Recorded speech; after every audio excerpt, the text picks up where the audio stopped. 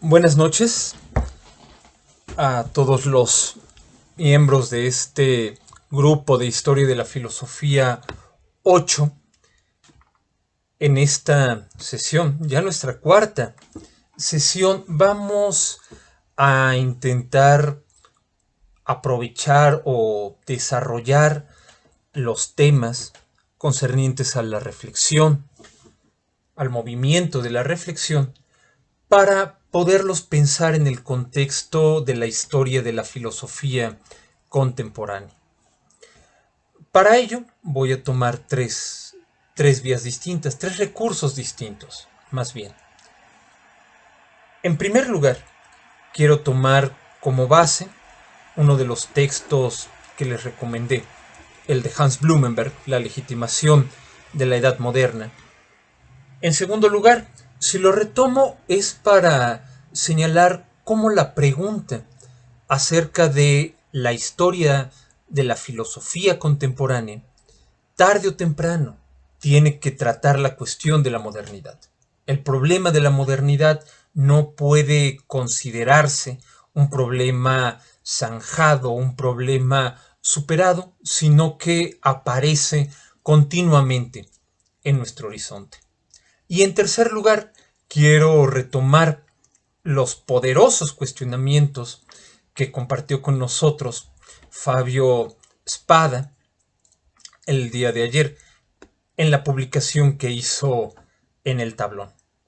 ¿Por qué? Porque en lo personal creo que permite que vinculemos el tema de la reflexión con el tema de la modernidad. Señala a lo largo de las reflexiones que voy a estar retomando continuamente y que bueno, lo invito a quien desee hacerlas, compartirlas, adelante. Es muy alentador y creo que muy positivo para nosotros como grupo. Bueno, sin mayor preámbulo, una de las preguntas que plantea es ¿por qué la ponderación de la validez del papel del espectador como componente de la historia es relevante ahora y no parece haberlo sido antes? Otra forma en la que lo plantea, ¿por qué esto es relevante ahora? ¿Por qué no parece que haya sido igualmente dificultoso ofrecer un planteamiento de sentido histórico hace 100 años? Hacer historia de la filosofía del siglo XIX durante el siglo XX. Bien, hay distintas maneras en las cuales puede responderse a esta pregunta. Dos de ellas, que podríamos decir son hasta cierto punto la salida fácil o la salida sensata, podría ser la primera, porque ahora en el ámbito contemporáneo necesitamos autocomprendernos. La autocomprensión es vital, es impostergable en el horizonte del presente. ¿Por qué? Porque uno puede decir, todo esto que voy a decir lo saco de reflexiones que uno ha venido encontrando desde que cayó el muro de Berlín, posteriormente cuando fue el ataque a las Torres Gemelas, y actualmente vuelven empanizadas con todas estas reflexiones acerca de la pandemia. Hemos perdido la rosa de los vientos, hemos perdido la orientación, no sabemos cuál es el sentido colectivo de nosotros como humanidad.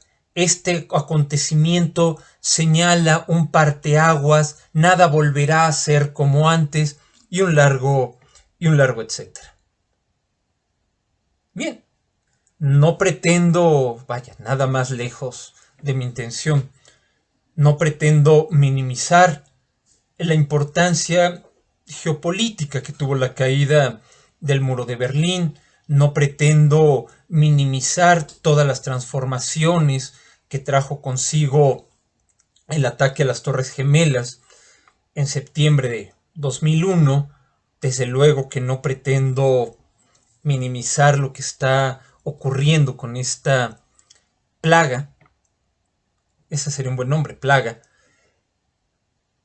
Pero si queremos hacer de esos acontecimientos una tarea para el pensamiento filosófico, y no solo una tarea para el pensamiento filosófico, sino una tarea que nos pone aparte de otras épocas, que nos pone aparte de otros momentos, bueno, pues vamos a encontrar que poco tenemos de excepcional.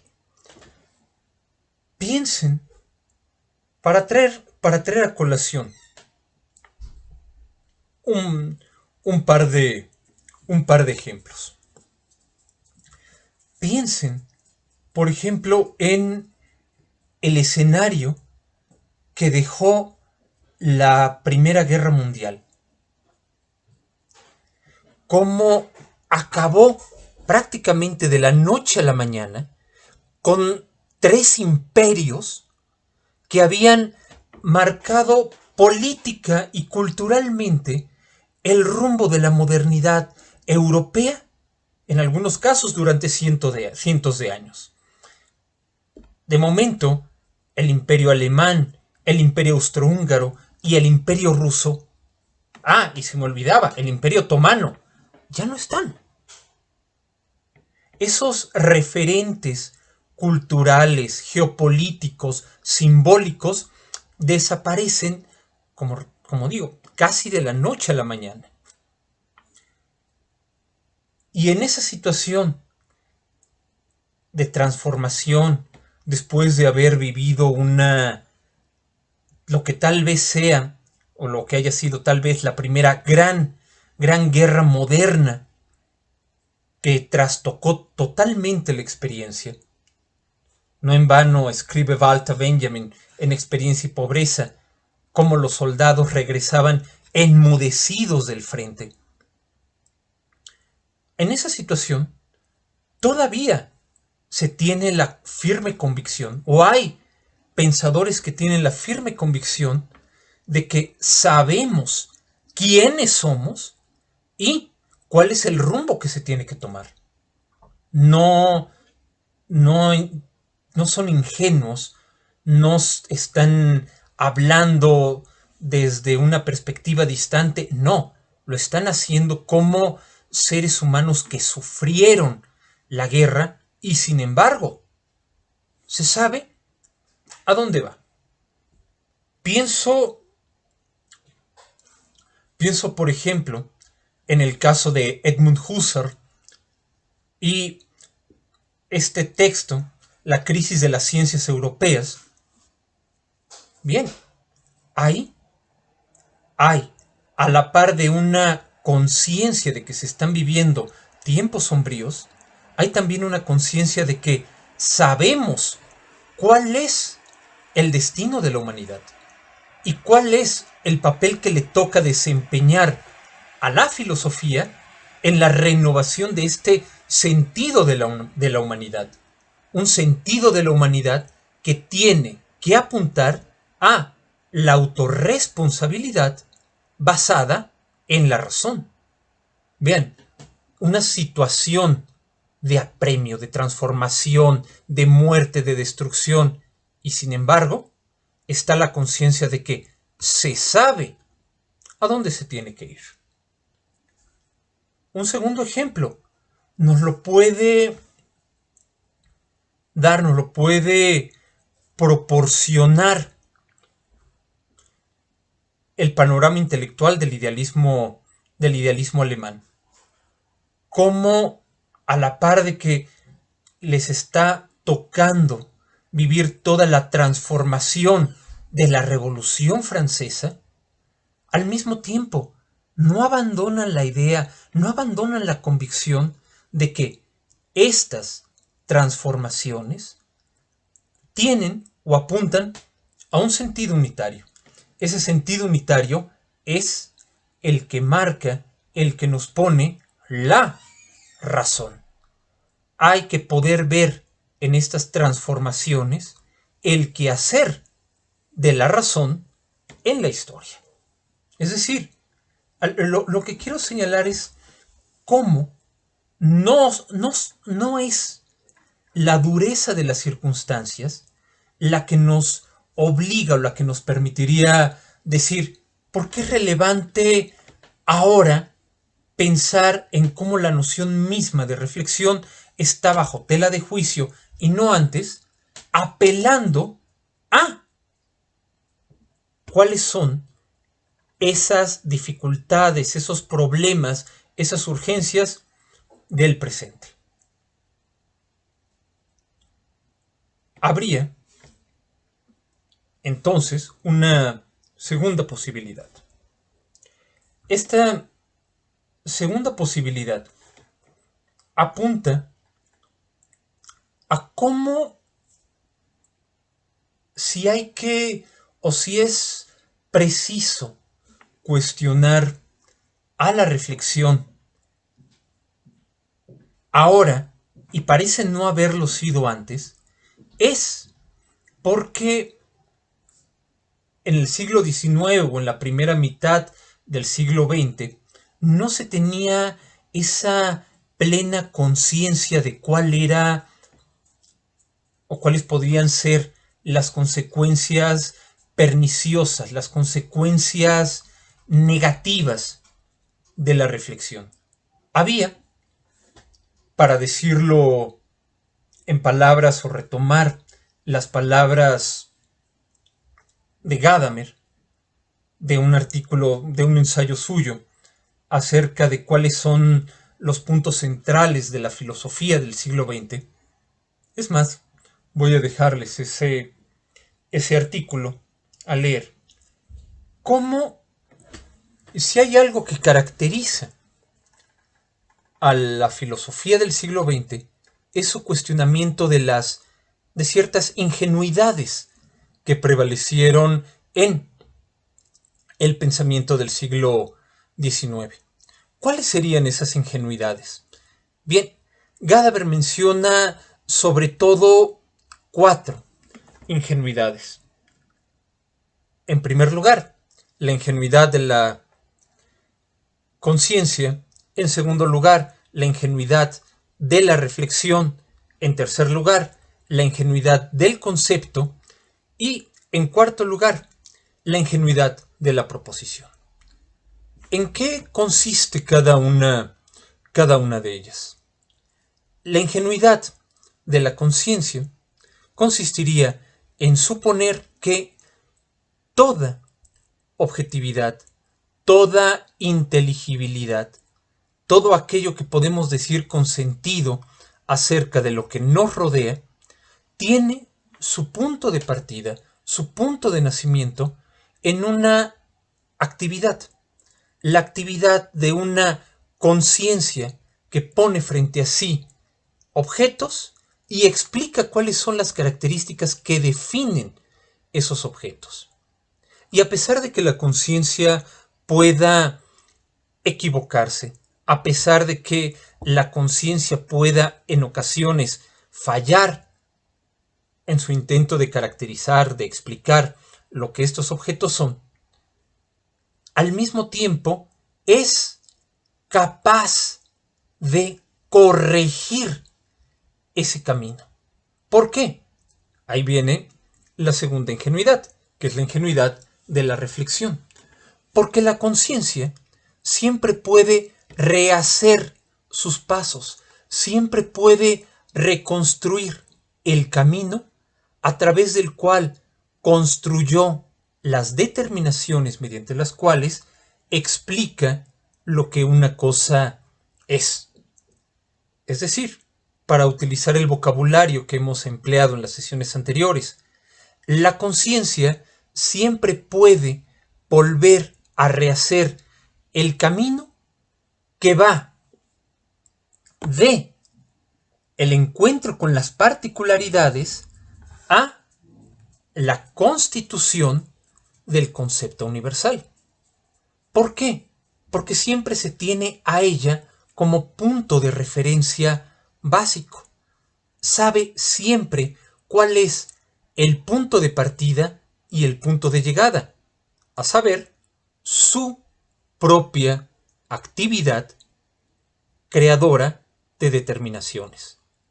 Puede haber fallos, pero el fallo no es una opacidad de la cosa, no es una resistencia que le ponga el mundo objetivo, es una falta de precisión, una falta de cuidado, una falta de delimitación en este tránsito de llevar contenidos particulares a la forma de la universalidad.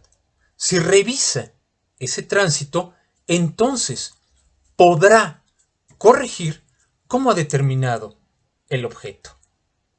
En esa medida, y ahí es donde interviene o donde hace su aparición la tercera ingenuidad, que es la ingenuidad del concepto. Entendiendo concepto en el sentido hegeliano de una articulación normada de determinaciones que nos entregan lo que una cosa es. Para Hegel, el concepto es esta elaboración, esta conjunción que se hace a lo largo de la historia de las distintas determinaciones que definen lo que algo es.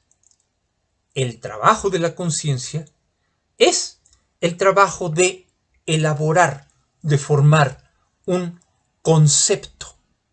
Pero en la medida en la cual el concepto, y esta es su diferencia con la representación, que es la imagen mental inmediata de algo que está en el mundo, y en esa medida es, por decirlo así, plana, como la imagen que está en el reflejo de un espejo, el concepto tiene profundidad, el concepto tiene una textura, tiene matices que en su conjunto capturan todas las determinaciones imprescindibles que definen lo que algo es.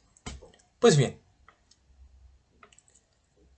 la ingenuidad estaría en suponer o pensar que el trabajo reflexivo de la conciencia está en elaborar conceptos que, aunque se forman históricamente, siempre los podemos desmontar, siempre somos capaces de revisar para ver cómo es que se han constituido. ¿Por qué?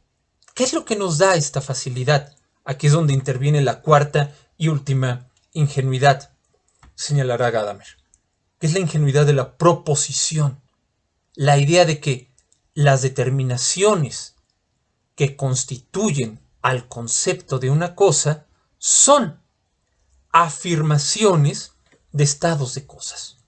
La afirmación de qué color sea un objeto, cuál sea su peso, cuál sea su longitud de onda, cuál sea sus propiedades químicas, etc. Es el conjunto articulado y jerarquizado de estas determinaciones el que nos permite armar y pensar con base en conceptos. Estas ingenuidades habrían sido las que, continuando con este ensayo de respuesta, las que están presentes de distintas formas en el pensamiento del siglo XIX. Retomo aquí lo que nos comenta Fabio Espada.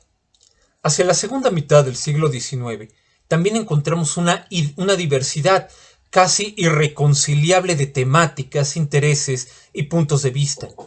La conceptografía de Frege, el manifiesto del Partido Comunista, el Capital y la ideología alemana, Temor y temblor, toda la producción de Nietzsche, las obras de lógica y teoría política de John Stuart Mill, Parerga y Paralipómena, y un largo etcétera. Bien, a pesar de su diversidad, estaríamos tentados a decir, sí, en temas, en propósitos, son diversas, irreconciliables, pero de un modo u otro estarían marcadas por esta, o compartirían en su elaboración estas cuatro ingenuidades. Y por un momento, esa propuesta parece hacer sentido. Por un momento uno puede decir,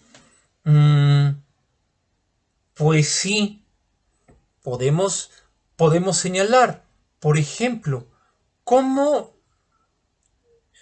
John Stuart Mill en Sobre la Libertad trabaja con base en la suposición de que si podemos criticar a la tiranía de la mayoría, es porque esta forma de conducta colectiva hace que los individuos no hagan uso de su propia conciencia reflexiva, sino que los hace seguir ciegamente a la masa.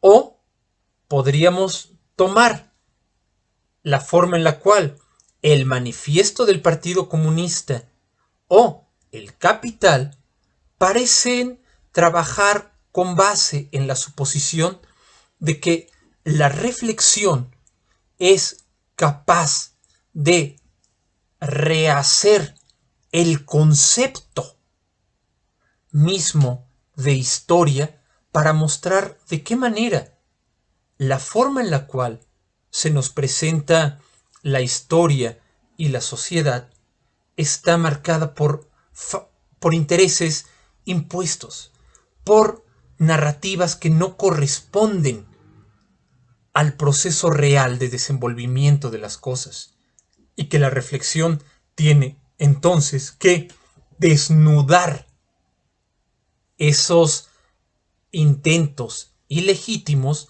de hacernos pasar ciertas condiciones económicas, ciertas formas de producción, como si fueran reales o como si fueran la naturaleza misma de las cosas. Sí, por un momento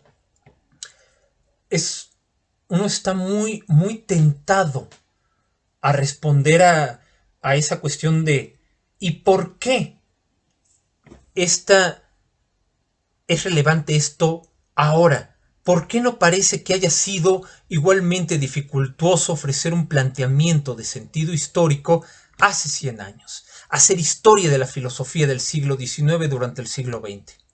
Bien,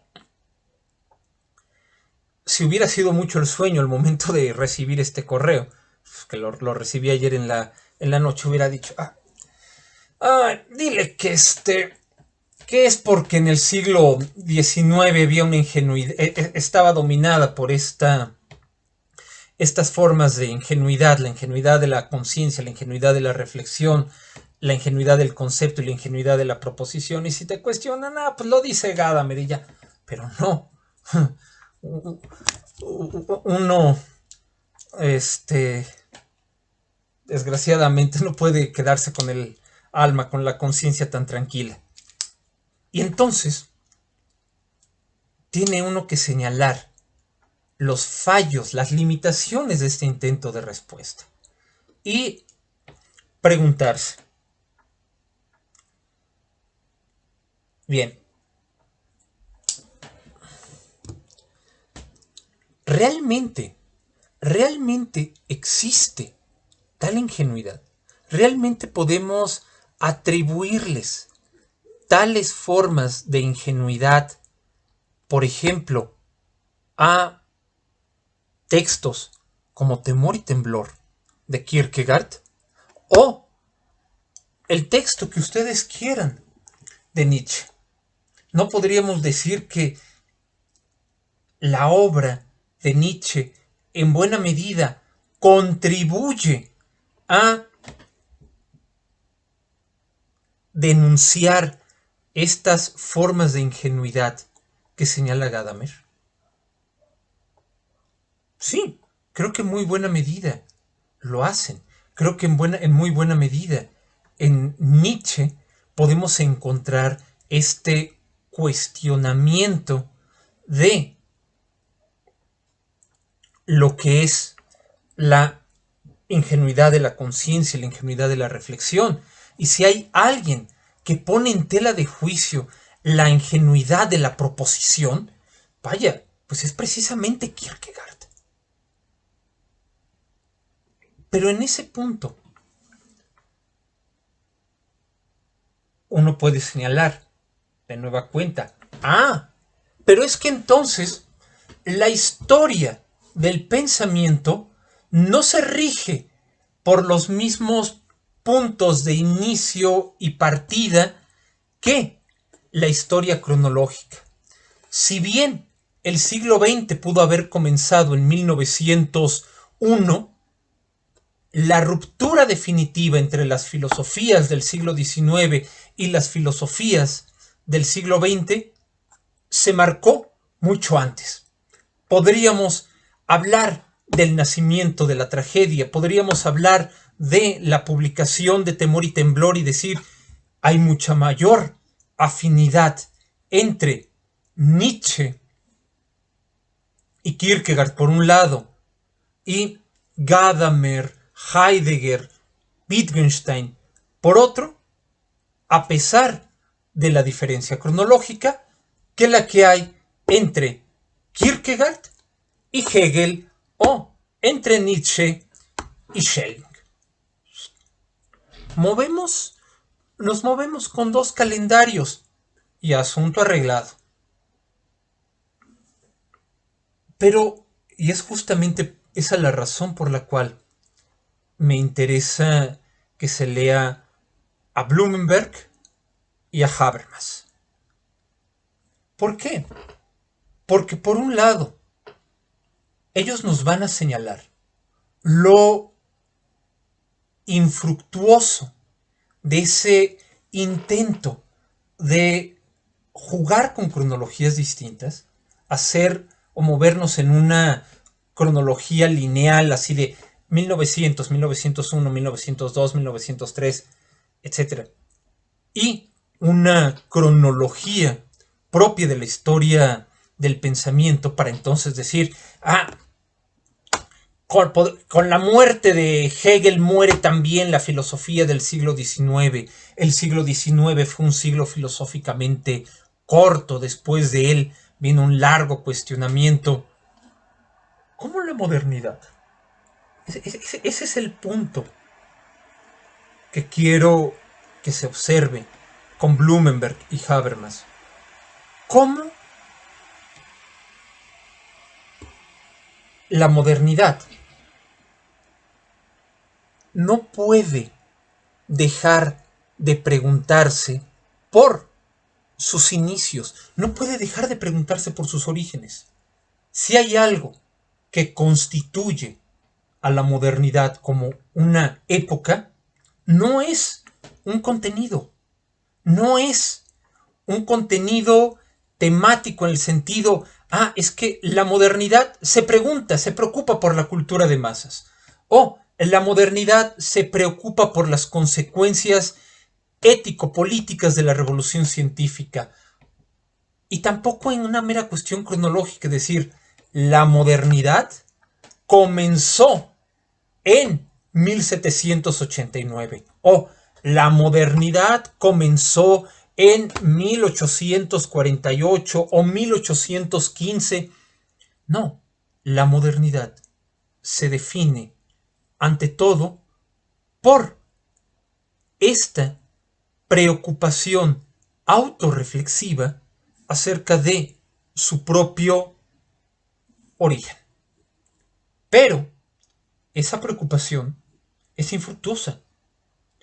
Nunca se alcanza ese origen.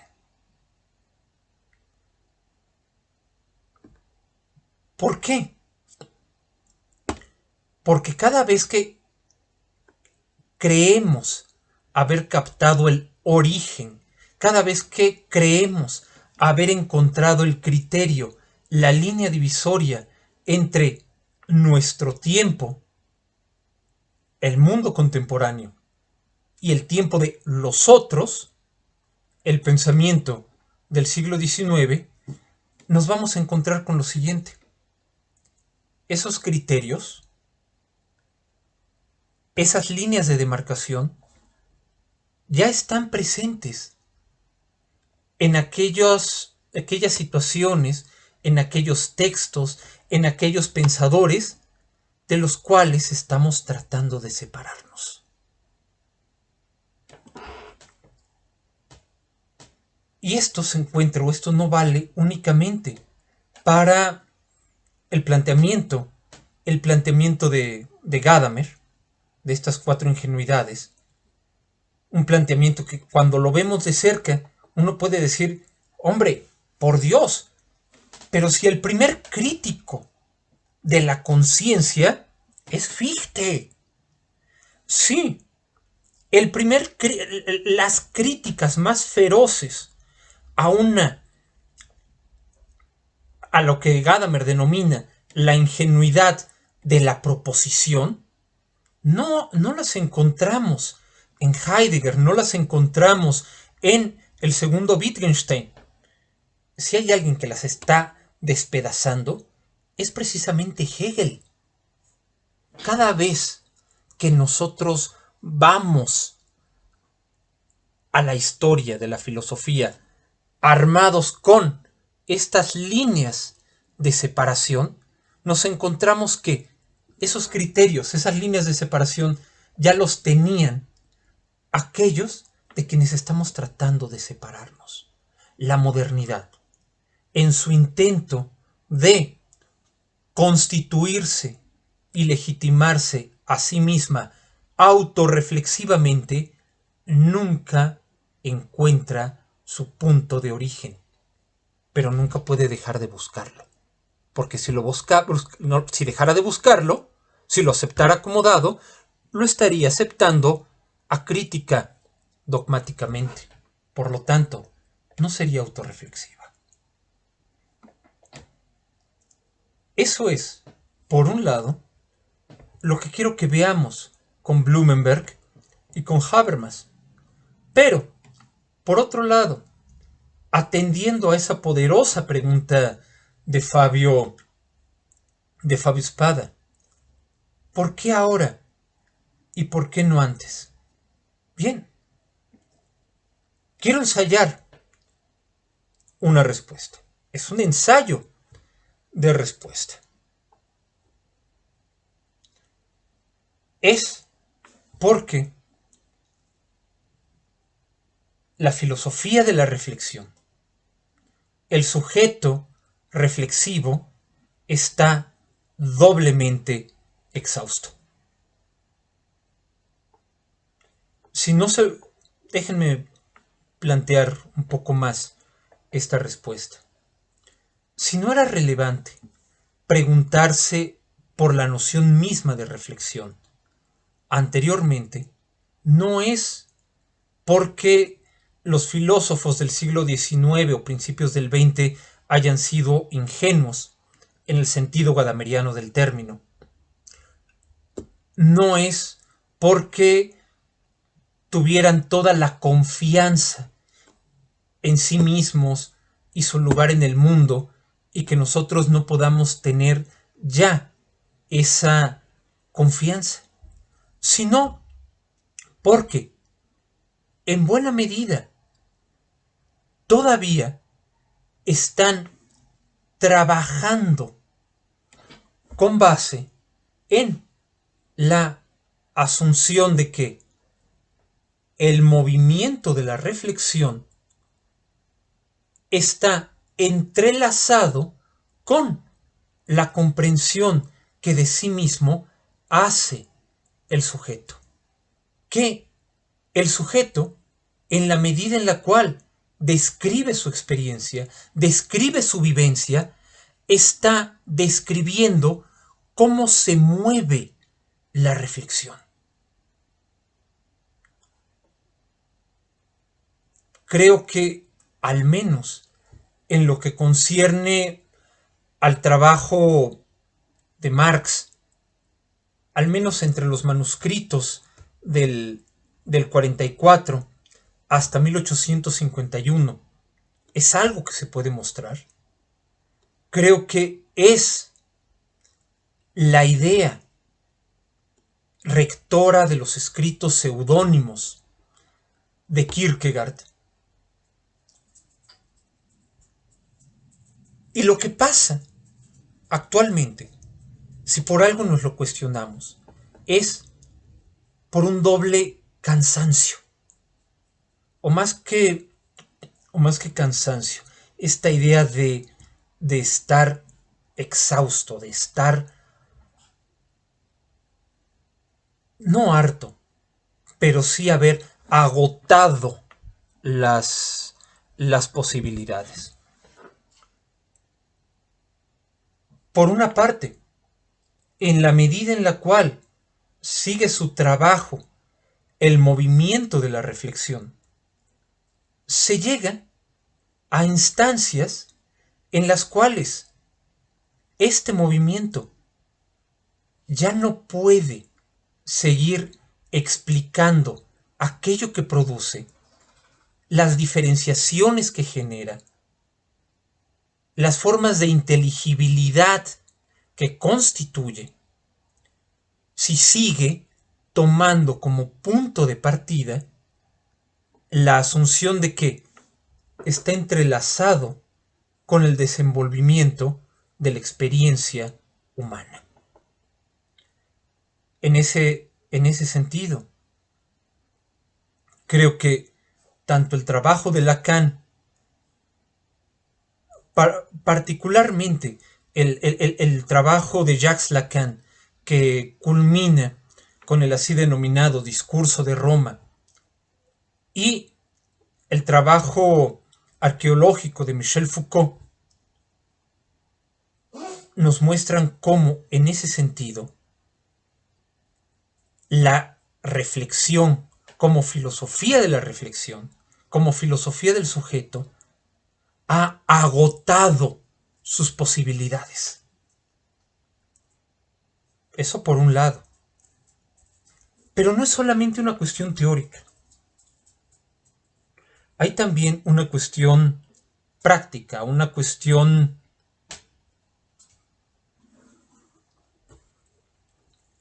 no me atrevo, la voy a llamar ética, por economía de medios, ya llevo más de media hora hablando,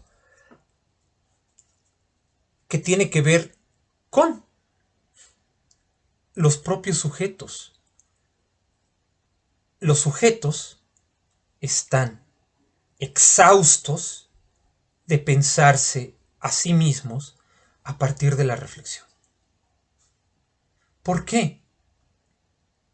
Pensarse a partir de la reflexión quiere decir examinarse, renovarse continuamente, vivir acorde a los dictados de la propia razón, hacer de la propia existencia una existencia plena, una existencia racional. Hay una carta en la cual que le escribe Adorno a Thomas Mann. Si es Adorno a Thomas Mann. Puedo equivocarme, pero una cosa es definitiva. Es la correspondencia Theodor Adorno-Thomas Mann. Cuando en el exilio en Estados Unidos, Adorno le dice a Thomas Mann, tanto tiempo hemos criticado, usted y yo, a la existencia burguesa, usted en sus novelas, yo en mi filosofía. Y al final tenemos que darnos cuenta de que lo que somos es dos burgueses.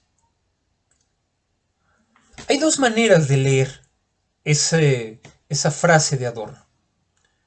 Puede leerse como una renuncia, como una mirada nostálgica de, mira, nos hemos convertido en aquello que criticábamos, aquello mismo que juramos destruir, así como cuando uno es cuando uno es chavo y dice que va a cambiar el mundo y que no va a ser como su papá, un señor apoltronado, autoritario, y pasan los años y termina convirtiéndose exactamente en aquello que siempre despreció, un señor autoritario, apoltronado, que vive del canal de las estrellas. Bueno, pero hay otra manera de leerlo, que a mi juicio sería la manera apropiada. Son dos burgueses en la medida en la cual lo que define al burgués no es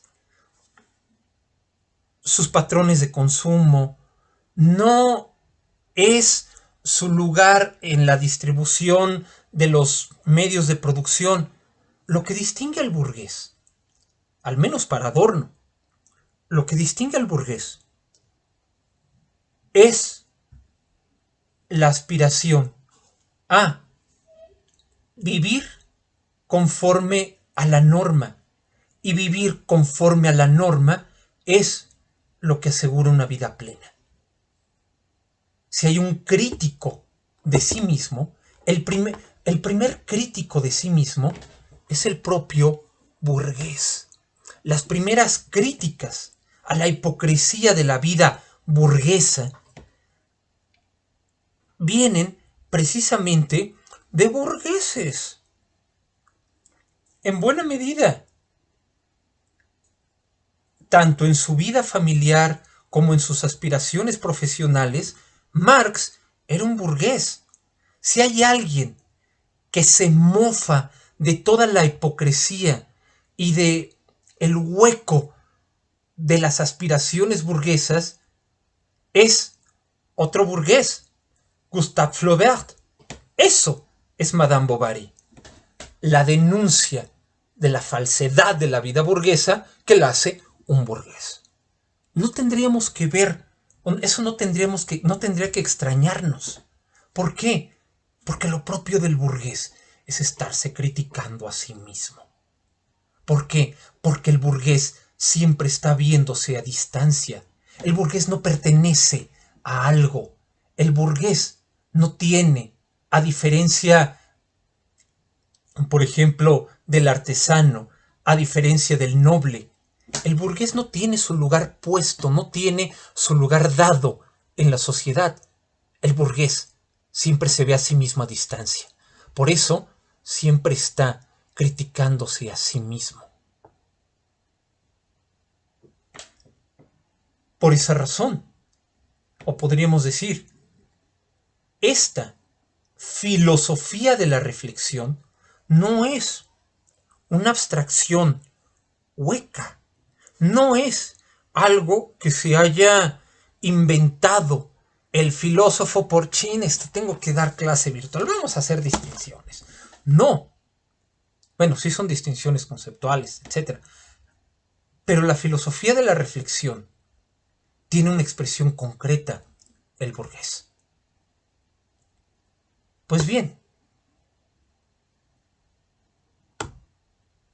¿por qué la reflexión es un problema ahora y no lo fue antes?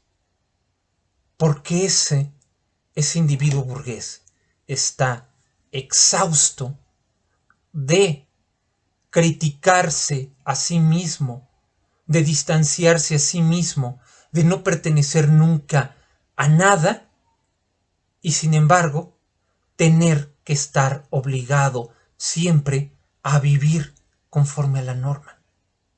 En buena medida, el cuestionamiento a la filosofía de la reflexión tiene una base exclusivamente teórica. Es decir, el propio movimiento de la reflexión trae consigo posibilidades que ya no pueden analizarse en términos del sujeto, en términos de la descripción de la experiencia humana. creo que donde mejor puede verse ese agotamiento de sus posibilidades teóricas es que no puede explicar, por ejemplo, esta división que va a haber, o esta separación que va a haber entre lo imaginario y lo simbólico en el caso de Lacan. Pero no lo había hecho antes. ¿Por qué ahora? También por una cuestión ética, por ese cansancio moral, por ese tener que estar viéndose siempre a distancia y ponerse una norma que no se va a alcanzar nunca. Creo que en buena medida los cuestionamientos contemporáneos a la filosofía de la reflexión son una manera en la cual, como sujetos, tratamos, o como sujetos que de un modo u otro nos ocupamos de la filosofía, tratamos de decir, mira, aquí tienes tu reflexión. Que la reflexión sea el proceso anónimo del lenguaje, del inconsciente. A mí déjame en paz. Creo que en buena medida podríamos, o que en ese sentido, y esa es una respuesta que ensayo, caray, porque, bueno, para responder a bote pronto a tus preguntas, Fabio, lo que podemos ver y encontrar es que, ¿por qué ahora y por qué no antes? Bien, por este doble cansancio. En lo teórico, la propia reflexión genera formas de inteligibilidad que no pueden explicarse tomando como punto de partida la descripción o la explicación de la experiencia humana. Y dos, por un cansancio ético, por un cansancio moral, en el cual el sujeto ya no puede soportar la carga de tener que vivir como sujeto de reflexión.